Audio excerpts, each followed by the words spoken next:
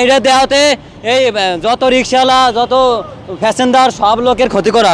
এই যে দেশে এলো জাতীয় শত্রু আর এই দেশে থেকে ইনুশ্রী না খেদালি এই দেশ কোনোভাবেই ভালো হবে না। যানজট কমতে বাদে অটো বন্ধ করুক, পাওয়ার রিক্সায় কোনোদিন যানজট বাদে না। না এটি অটো বন্ধ করে দিক, এমনি যানজট কমে যাবে। অটো দেশের থেকে উঠে দিক, যানজট এমনি কমে যাবে।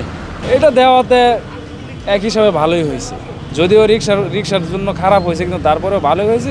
কোন কারণে? কারণ রিক্সাওয়ালারা উশৃঙ্খল বেশি করে ফেলা। নিয়ম মান্য যদি চালাইতেও তাহলে কিন্তু এই সমস্যাটা হইতো না।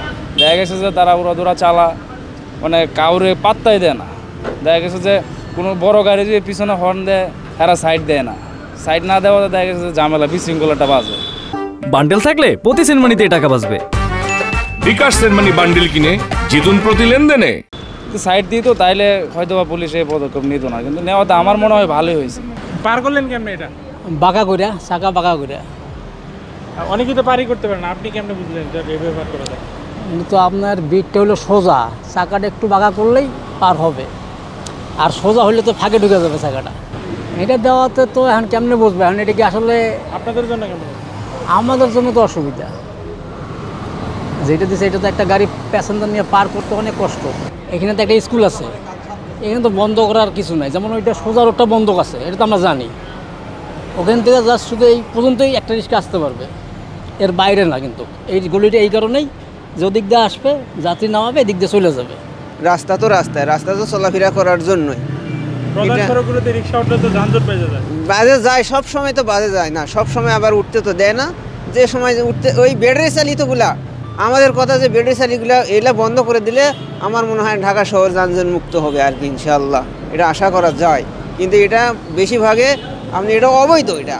এটা তো এই যে সিএনসি আছে বলেন, এটা লাখ লাখ টাকা দিয়ে আপনার করে এই রোড পারমিশন আছে। ওটার তো কোনো রোড পারমিশন নাই, তারপরে ওর কোনো ব্রেক নাই।